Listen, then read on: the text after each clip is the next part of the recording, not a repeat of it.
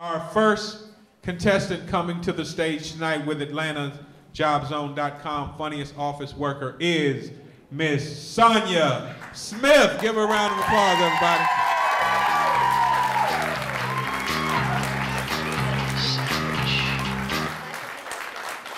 Hello, Funny Farm! I feel like I've come home. I've been trying to get to the Nut House for years, and I finally made it to the Funny Farm. I'd like to thank my friends for coming out, and I hope you took carpool, because I ain't giving you more than $5 for gas. As you figured, I'm a nurse. I know the scrubs were a clue, but in case anybody rode in on the short bus, I just want to get us all on the same page. And I work in an ER, and I have seen a lot of stuff in the ER. Some of it don't even surprise me anymore, and most of it just plain out ticks me off. Don't get me wrong, I ain't talking about the real sick people. Those need to come to the ER.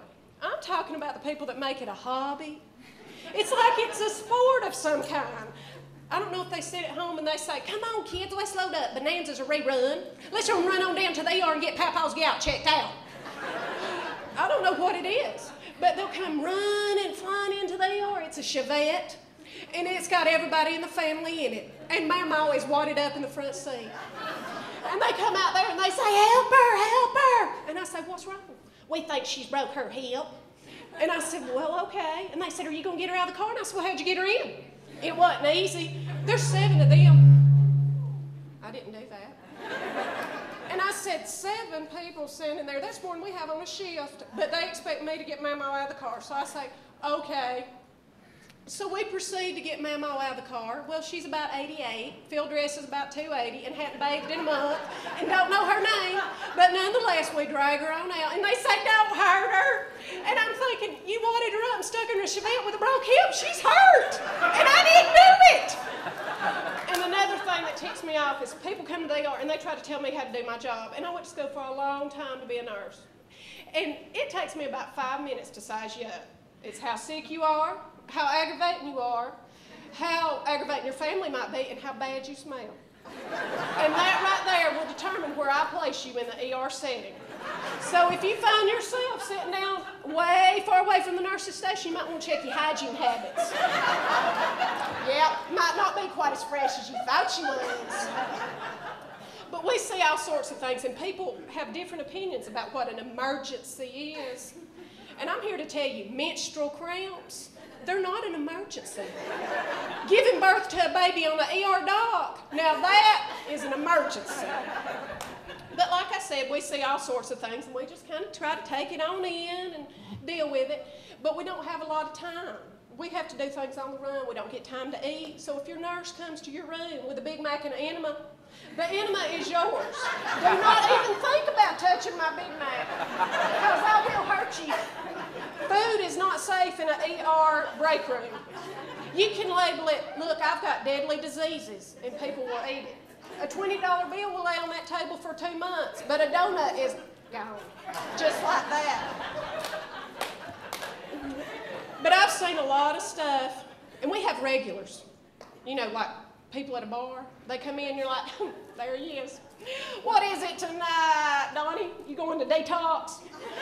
He says, yeah, I want to quit drinking now. I'm ready. So we say, okay, we bring him back, we give him a bag of IV fluids, a hot meal, he takes it out. We turn our back, he's hopped up, pulled his IV out and out the door. But we'll see him again next week. As soon as the beer store closes, he'll be back in with his mama. And then there's Suicide Sally. She don't really want to die. She just wants her boyfriend to think she would. I mean, good grief, a cat would have succeeded by now.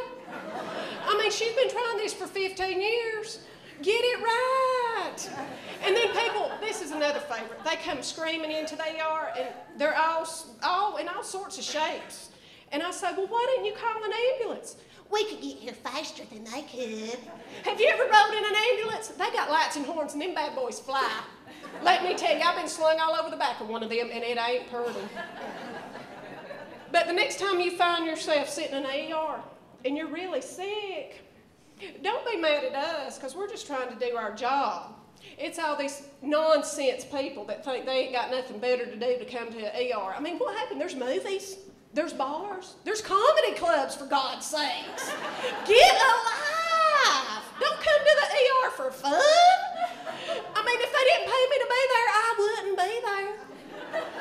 But anyway, if you find yourself in an ER and you're waiting longer than you think you should, instead of filling out that patient satisfaction survey, you just go ahead and look over beside you to that little girl eating that pack of Cheetos, and I guarantee you she's in front of you in line with.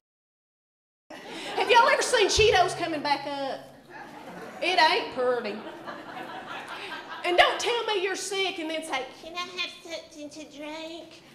Because that will make me mad.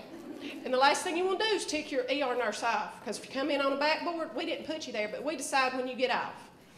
But anyway, that's just what it's like a day in my office. I want to thank y'all. Y'all been great. Y'all be sure and go home, say your prayers, hug your kids, call your mama, and if you have to, kiss your spouse goodnight. Thank you, Funny Farm.